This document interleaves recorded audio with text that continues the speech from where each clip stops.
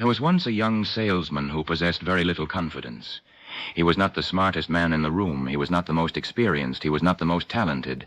In fact, if you had met him during those early years, you might have mistaken him for a man destined to remain ordinary. What made him remarkable was not what he believed about himself. It was how he behaved despite what he believed. Each morning he rose, straightened his shoulders, lifted his head, and carried himself as though success were already waiting for him. The truth was that he often felt uncertain.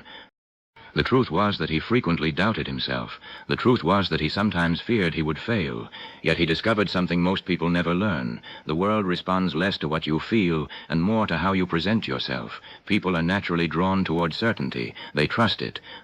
They follow it. They remember it. And certainty often begins long before genuine confidence arrives. Many people make the mistake of believing confidence comes first. They tell themselves, when I feel confident, I will act. But life rarely works that way. More often, action comes first. Confidence follows. A man does not become confident and then take the stage. He takes the stage enough times that confidence eventually appears. A businessman does not become confident and then start the enterprise. He starts the enterprise, survives difficulties, and confidence grows from experience. A speaker does not wait until all fear disappears. He speaks while afraid until fear loses its authority over him. The great secret is this: you do not need confidence to begin. You need the willingness to act as though success is possible. Now perhaps you doubt this. Very well. Let us conduct a simple experiment. Stand up, not tomorrow, not later. Stand up now. Look at the floor beneath your feet. Now begin walking. Walk with purpose. Place your feet firmly upon the ground. Move as though you are headed somewhere important. Lift your chin. Pull your shoulders back. Breathe deeply. Walk as though you have an appointment with destiny itself. Notice what happens. Something changes. Your thoughts begin to change. Your energy begins to change. Your posture begins to communicate something different to your mind. Now stop. Walk again. This time shuffle. Lower your head. Round your shoulders. Take small hesitant steps. Move as though you hope no one notices you. Move as though you are uncertain of every decision. Feel the difference. The confidence vanishes almost immediately.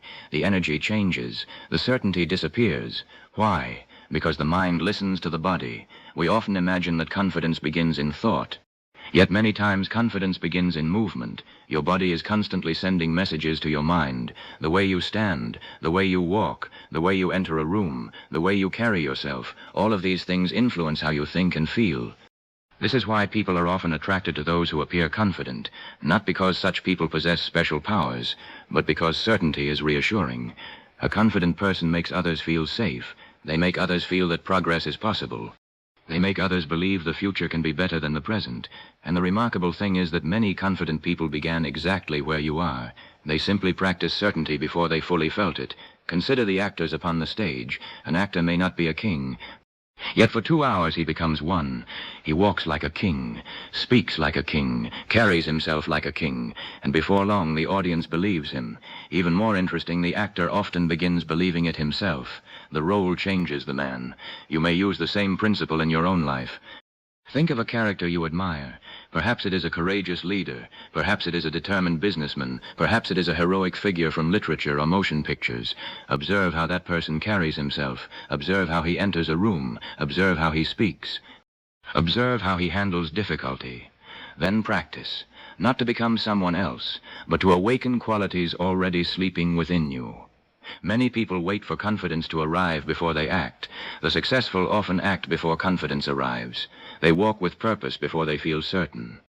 They speak with conviction before all doubts disappear. They move forward before every fear has been conquered, and in doing so they discover something extraordinary. Confidence is not a gift bestowed upon a fortunate few. It is a habit of thought, a habit of action.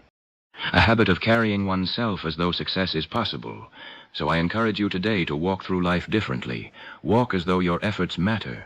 Walk as though opportunities exist. Walk as though success is not only possible but probable. Walk as though the next door may open.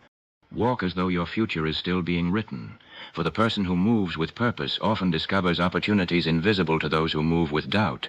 Act with belief, even when belief feels small. Carry yourself with confidence, even while confidence is still growing. And one day you may discover that what began as an act has become reality. For often the first step toward becoming confident is behaving as though you already are.